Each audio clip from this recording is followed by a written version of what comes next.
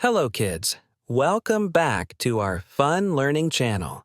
Today, we're going to learn about multiplication and groups. Are you ready to explore? Let's dive right in. Look at this picture. We have some groups of colorful balls. Let's answer a few simple questions to understand multiplication. Step 1. First, let's count how many groups we have.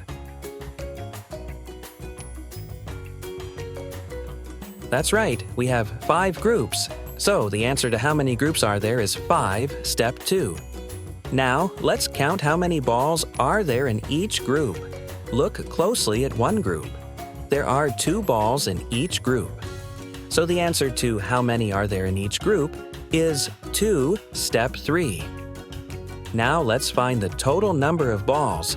We can do this by multiplying. Multiply the number of groups 5 by the number in each group, 2.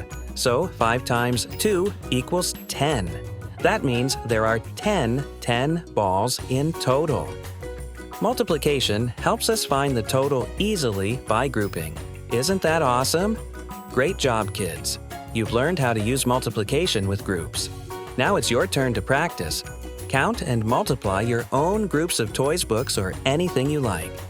Don't forget to like this video, share it with your friends, and subscribe to our channel for more fun math lessons. See you next time. Bye-bye.